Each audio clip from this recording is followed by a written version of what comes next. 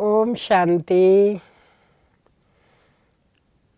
ਅੱਜ ਅਸੀਂ ਇੱਕ ਬਹੁਤ ਹੀ ਮਹੱਤਵਪੂਰਨ ਸਬਜੈਕਟ 'ਤੇ ਗੱਲ ਕਰਨ ਜਾ ਰਹੇ ਹਾਂ, ਕਿਉਂਕਿ ਅੱਜ ਤੱਕ ਅਸੀਂ ਇਹੀ ਸੁਣਿਆ ਕਿ ਸਭ ਕੁਝ ਪਰਮਾਤਮਾ ਹੀ ਕਰਦਾ ਹੈ। ਅੱਛਾ ਬੁਰਾ ਦੁੱਖ ਸੁੱਖ ਸਭ ਕੁਝ ਉਹਦੇ ਹੁਕਮ ਤੋਂ ਬਿਨਾਂ ਇੱਕ ਪੱਤਾ ਵੀ ਨਹੀਂ ਹਿਲਦਾ। ਇਹੀ ਸੁਣ ਰੱਖਿਆ ਨਾ ਅਸੀਂ ਸਾਰਿਆਂ ਨੇ। ਔਰ ਗੀਤ ਵੀ ਐਸੇ ਬਹੁਤ ਸਾਰੇ ਬਣਾ ਰੱਖੇ ਹੈ। जिमें एक गीत है हिंदी च, तेरे कांटों से भी प्यार तेरे फूलों से भी प्यार, जो भी देना चाहे दे दे करतार, तू है जगत दा पालनहार। इस गीत तो भी यही सिद्ध होंदा है कि सब कुछ वही दिंदा है। प्यारे भाइयों तथा भैनों, थोड़ा जा इसते द्वारा विचार करन दी जरूरत है। देखो सानू कोई भी तकलीफ हुंदी है, दुख ਹੁੰਦਾ कोई घाटा ਹੁੰਦਾ फिर ਅਸੀਂ ਉਸ ਪਰਮਾਤਮਾ ਕੋਲੇ ਭੱਜਦੇ ਆਂਗੇ, ਸਾਡੇ ਦੁੱਖ ਦੂਰ ਕਰੋ। ਉਹਨੂੰ ਦੁੱਖ ਹਰਤਾ ਸੁਖ ਕਰਤਾ ਵੀ ਕਿਹਾ ਜਾਂਦਾ ਹੈ। ਥੋੜਾ ਜਿਹਾ ਰੀਥਿੰਕ ਕਰਨ ਦੀ ਜ਼ਰੂਰਤ ਹੈ ਕਿ ਪਰਮਾਤਮਾ ਕੀ ਕਰਦੇ ਹੈ ਕੀ ਨਹੀਂ ਕਰਦੇ, ਕੀ ਦਿੰਦੇ ਹੈ ਕੀ ਨਹੀਂ ਦਿੰਦੇ। ਔਰ ਵੈਸੇ ਵੀ ਸੋਚੋ, ਅਸੀਂ ਸਾਰੇ ਹੀ ਕਹਿੰਦੇ ਨਾ ਪਰਮ ਪਿਤਾ, ਜਾਨੀ ਇੱਕ पिता आत्मावां दा रूहां दा बाप। साडा जो एक संसारिक पिता है, साडे सारियां दे दो पिता है ना, एक शरीर वाला एक आत्मा वाला। शरीर वाले माता पिता भी कभी सोच सकते हो कि अपने बच्चों लिए कुछ गलत सोचणगे जां गलत करनगे जां अपने बच्चों नूं दुख देणगे? नहीं ना। तो परम पिता जो आत्मावां दा पिता है, दस्सिया ना दो पिता की गल कर रहे हैं। एक शरीर का जन्म जिन्हों ने दिता, दूसरा रूह आत्मा जो इस तन विच भेजी जाती है। जदों बंदे अंदर जान आती है, प्राण आता है, तो अर्थात आत्मा आती है। वो आत्मावां दा पिता है परम पिता परमात्मा भगवान शिव। वो परमात्मा पिता सानू कदे भी दुख नहीं दे सकता। ये गल असीं बहुत चंगी तरह समझ लैनी है। और दूसरी गल असीं ये कहने सब कुछ हो ही करता है, उहदे हुक्म बगैर पत्ता भी नहीं हिलदा, परंतु ये सच्चाई नहीं है। मन लो तुसीं एक पिंड विच रहंदे हो, तुहाडे पिंड दा जो भी सरपंच है, ठीक है साडे पिंड विच कोई भी फैसले लैने हैं सरपंच लैंदा है वो फैसले। लेकिन जे किसी दे घरे चोरी हो गई, जे किसी के घरे लड़ाई हो गई, असीं ये तो नहीं कह सकते ना सरपंच के हुक्म नाल ही सब कुछ होंदा है, इसलिए लड़ाई ये चोरी ये झगड़ा ये मार पिटाई ये सब कुछ उहदे हुक्म नाल होया है। क्यों जा लगेगा सुन के? मन लो तुसीं घर दे मुखिया हो, तुहाडे घर च जो एक्टिविटीज़ होंदियां मतलब तुहाडा आशीर्वाद लैके जां तुहाडी आग्या नाल होंदियां, लेकिन बच्चे आपस च लड़ रहे हैं कि ये तुहाडी आग्या नाल है। बच्चा फेल हो गया कि ये तुहाडे हुक्म ते होया। बच्चे ने बहुत अच्छे नंबर ले ले कि ये तुहाडे हुक्म नाल हुआ है। नहीं ना, बच्चे दी अपनी मेहनत है तो वो चंगे नंबर लेगा, बच्चा नहीं पढ़ेगा तो वो फेल हो जाएगा। इसी तरह जदों असीं परमात्मा नूं ये कहने हैं ना कि सब कुछ वो ही करदा हैगा, ये भी एक तरह का ना एलीगेशन है उस परमात्मा पिता ते। किसी इंसान नूं फैमिली मैंबर नूं पड़ोसी नूं तुसीं कहो, वो कहेंगे हैं मैनूं तो गल ही नहीं पता और मेरे ते एडा वड्डा एलीगेशन लाता। तो इसी तरह परम पिता परमात्मा भगवान भी आके इस धरती ते सानू एक गहरी और बड़ी शिक्षा दे रहे हैं कि बच्चे जो तुसीं बार बार कहने हो ना कि सब कुछ हो ही करदा है, ये भी किते ना किते तुसीं मेरी बेइज्जती करदे हो, तुसीं मेरी इंसल्ट करदे हो, तुसीं मेरे ते एलीगेशन लगाने हो।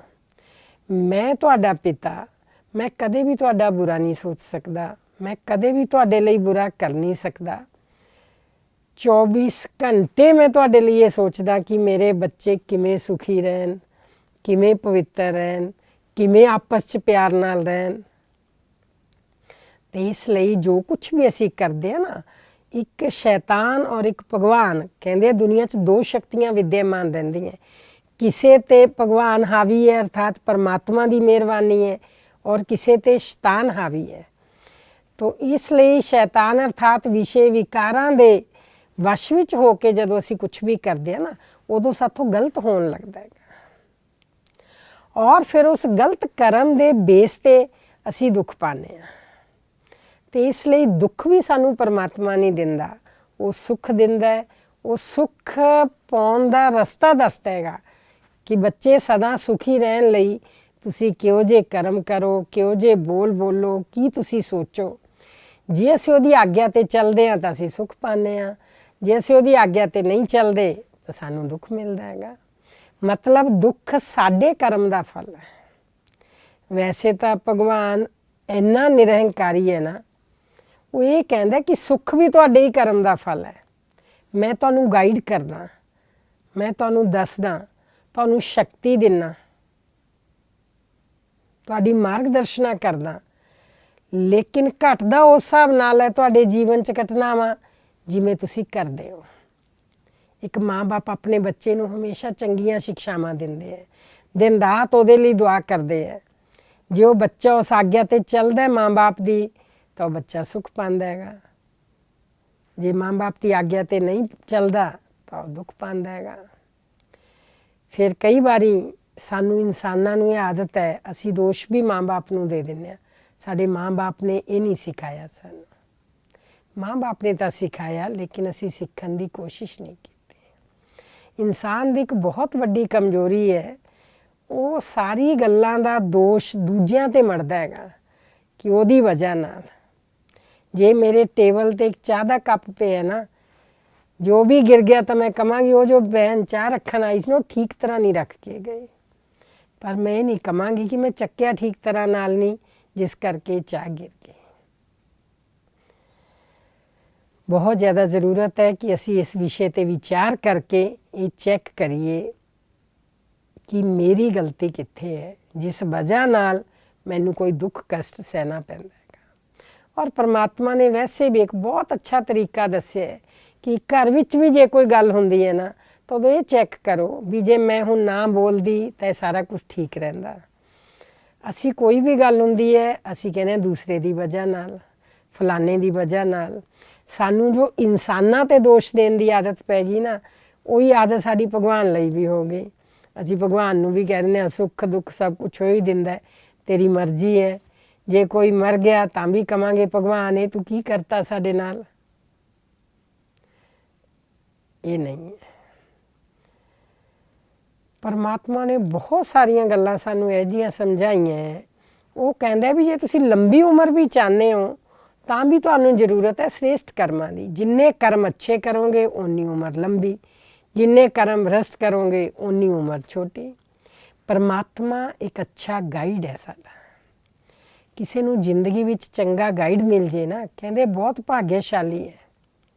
ਇਹਨਾਂ ਨੂੰ ਲਾਈਫ ਵਿੱਚ ਇੱਕ ਚੰਗਾ ਗਾਈਡ ਮਿਲੇ, ਉਹਦੀ ਗਾਈਡੈਂਸ 'ਤੇ ਚੱਲਦੇ ਗਏ ਅਤੇ ਇਹਨਾਂ ਦਾ ਜੀਵਨ ਸਫਲ ਹੋ ਗਿਆ। ਅਸੀਂ ਦੁਨੀਆ 'ਚ ਦੇਖਦੇ ਹਾਂ ਬਹੁਤ ਸਾਰੇ ਬੱਚੇ ਹੈ, ਕੋਈ ਨਾ ਕੋਈ ਉਹਨਾਂ ਨੂੰ ਘਰੇ ਗਾਈਡ ਕਰਨ ਵਾਲਾ ਨਹੀਂ ਹੁੰਦਾ, ਜਿਸ ਕਾਰਨ ਉਹ ਸਹੀ ਕੈਰੀਅਰ ਨਹੀਂ ਬਣਾ ਸਕਦੇ।